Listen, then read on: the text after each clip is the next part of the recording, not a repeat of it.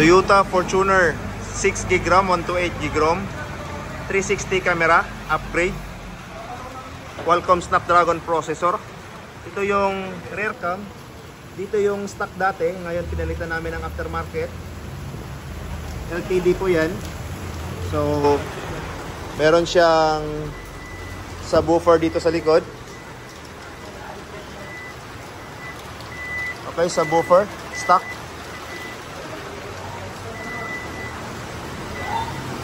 Tapos ito yung aftermarket 360 camera. Tapos yung front camera nya. Okay. Ito yung stock. Ito ay Fortuner Q. Stock. Nag-upgrade siya ng 360 camera. Ito na yan. Okay. Yung stock 360 camera kasi medyo may kalabuan lang. Tapos ngayon nag-upgrade si sir ng 360. Ito yung resolution ng 360. Detailed, malinaw. Ito na yung pindutan ng 360, hindi na yung nandun sa ilalim. Auto trigger, right signal, left signal, hazard, tapos reverse. Tapos yung front camera natin, gagana yan. Galing ka sa mabilis na takbo, gagana yan ng 20 kph below, automatic display. Tapos yung auto trigger natin ng signal, gagana din yan 20 kph below. Nakasettings lang yan. Pwede natin paganahin yan kahit sobrang bilis, pero nakaset up to ngayon ng 20 kph below. Tapos naka JBL, ano to, stock JBL.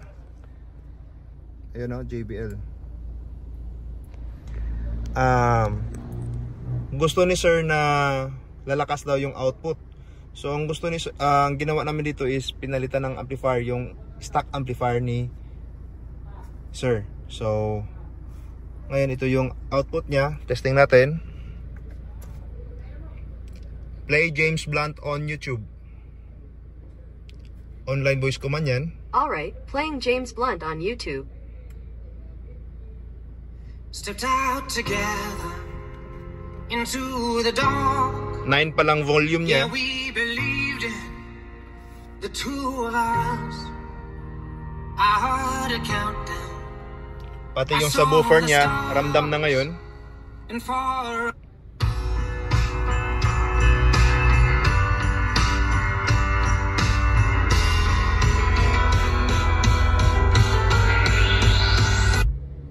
meron din siyang split screen. Tapos yung isang side is hanap tayo ng ano, open tayo ng maps.